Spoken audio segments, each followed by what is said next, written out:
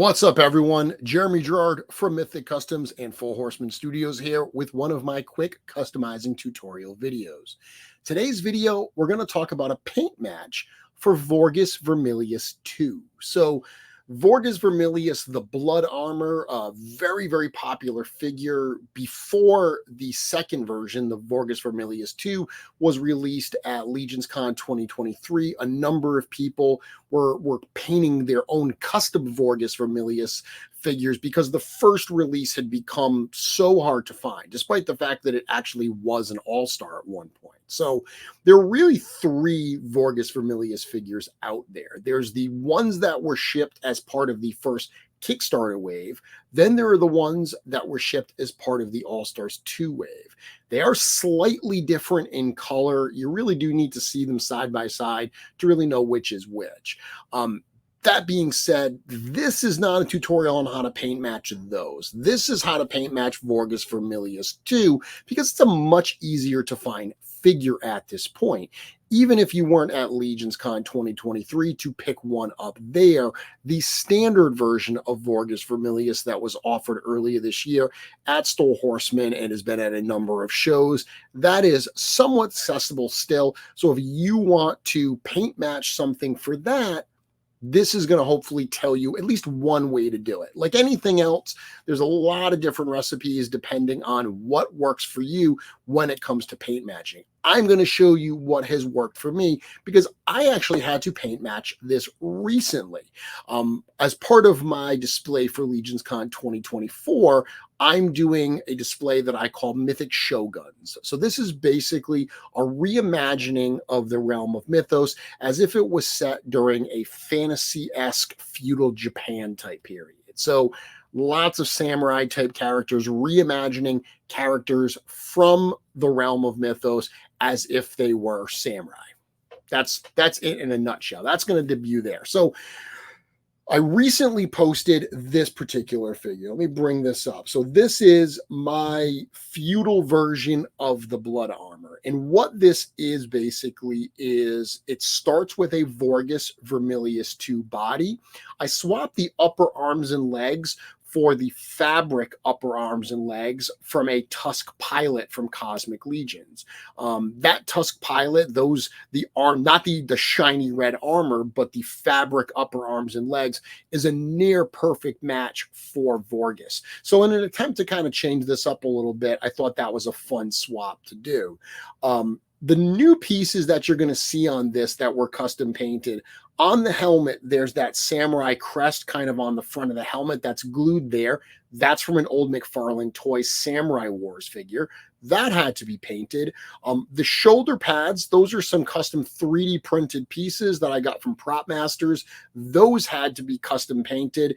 And then the waist piece is from an Articulated Icons samurai figure, the red one. I can't remember the name, but the red is not a match. So I had to paint match that as well. So if you look at this picture here, you can see those. Now, if you have a Vorgus, why would you want to paint it? There's a number of different reasons. One of the things, because this uses the new chest from Gorgo Aether Blade 2, that's a pop in and pop out chest. So if you're a customizer, you know that there were a number of chests that were introduced, number of torsos in the Alithia wave that the chest plate pops out, and there are a number of 3D print companies that create pop-in chest plates. So say you're just swapping out the chest plate to get a different look, you would want to paint match it to this red. That is just one option. A new helmet. I've seen a number of people swap out one of the 2 or 3 heads that comes with Vorgus, depending which version you got, and they want to do that. Or maybe you're doing something like I'm doing here, where you're adding armor parts on and you want to paint match them. A closer up photo here will show kind of that armor side by side with the chest, that crest piece side by side. So realistically, there are 2 different colors on Vorgus Vermillius. There's that I'm going to be talking about matching. There's kind of the darker, like real blood crimson type color that you see predominantly on this figure. Then you see the lighter red that is used for accents. So to make this easy, that crest that's added to the top of his head, the color of the crest is the darker red. The red dot that's right at top, that's the lighter red. So what we're going to do is we're going to look at matching the darker red, and I'm going to tell you how I matched the lighter red. So the two colors that I used, I love Vallejo. That's my preferred paint. So you can see I used Vallejo 957 flat red, and then I used just a simple 950 black. So the photo on the left is the two paint bottles. The photo on the right is my paint tray. That's about how much I mix. Now, I don't have exact measurements. I don't have ounces or something like that. It is a lot of red to a little bit of black. The barest little bit of black is going to significantly darken this color. So one thing I would always suggest is you can always add more black, right? Or if you add too much black, if it's too dark, you can always add more red. This is a trial and error type thing. To that point, let me bring this down for a second. One of the things that I always like to do when I mix these two up and I get that color, before I start painting my custom parts, what I'm going to do here is I'm going to actually paint match one of the pieces. So in this particular case, I knew that I wasn't going to use this waste piece on my custom. So this is extraneous. This is an extra piece.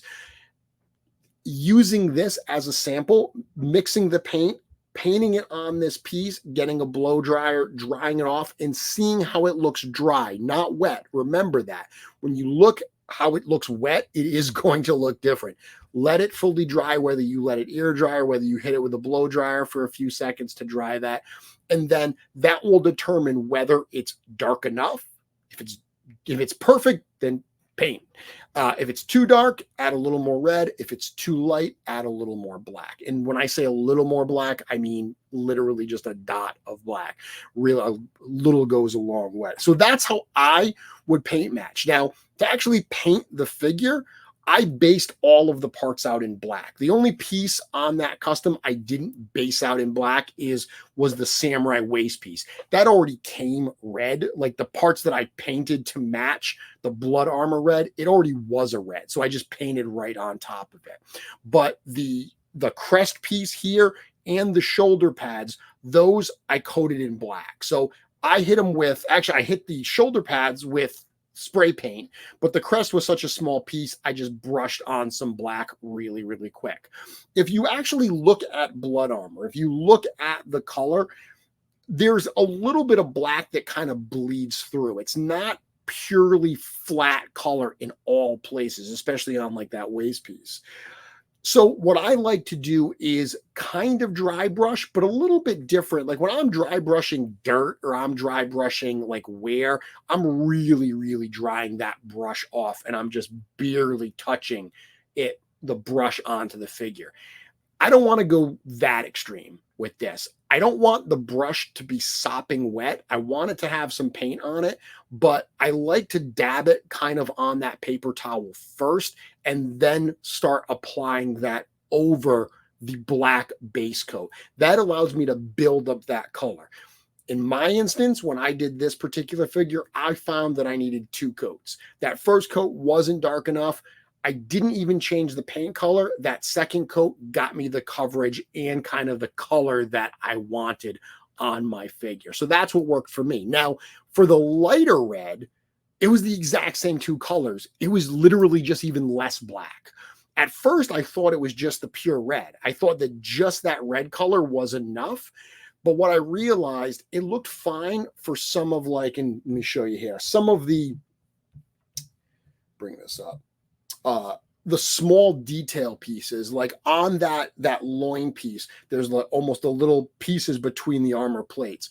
I used the pure red on that. Like I didn't mix it. It was just the flat red color. And I thought it looked fine. And it's such a small little dab of red that it works.